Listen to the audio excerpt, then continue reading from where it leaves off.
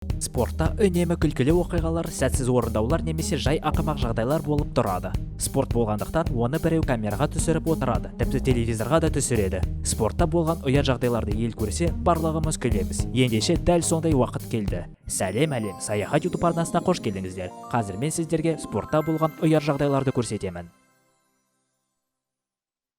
Соғыста ең реніштісі бірінші оқтан өліп қалу. Бірақ спортта кішігірім соғыс қой. Мысалы, осы спортшы бірінші трамплинінде өте алмады.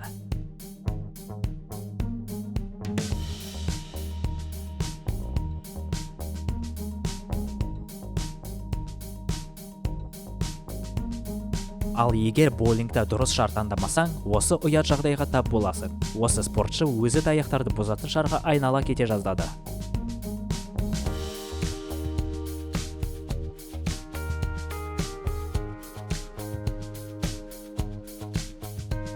Кейде спортшылар пляждағы суға түскісі келіп тұрады. Мысалы, осы Франция чемпионатындағы жүгірісте спортшы қыздардың бірі суға түсетін ниетін айқын көрсетті.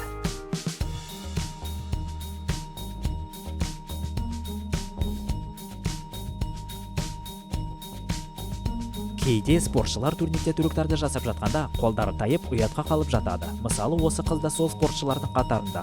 Бірақ ол ұятқа қалып бара жатқан сәтте барлығында өзінің аяғымен ойнап дұрыстауды үлгерді.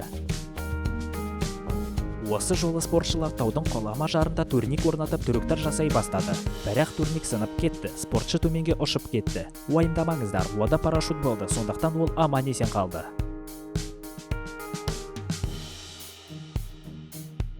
Спорттық гимнастика өте әдемі әрі қиын спорт. Жіңішке таяқтың үстінде тұра көптеген трюк жасау өте ғажап көрінеді және қиын. Мысалы, осы спортшы қыз жай тұрып таяқтан құлаған.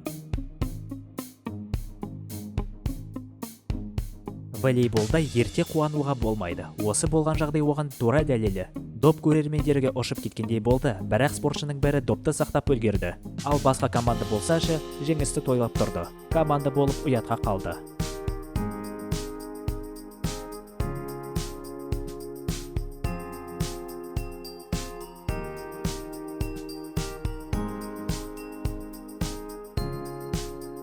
Судағы поло өте әдемі әрі қызық спорт. Әсіресе қыздар ойнағанда. Жігіттердікі қызық емес. Ал қыздар мұнда купальникте ойнап жатады. Және қызықтың барлығы судың астында. Мұнда олар бір-бірін тартқыштап жұлқылап жатады. Тіпті купальниктерін ағытып кететін қу әрекеттері бар.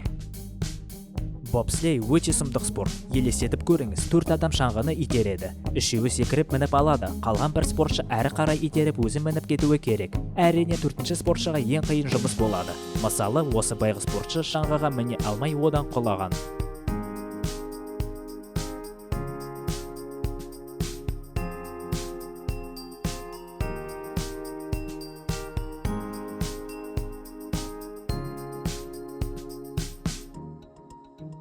Осымен болды достар. Мен сіздерге алдында болған спортта ұятқа қалған жағдайларды көруді ұсынамын.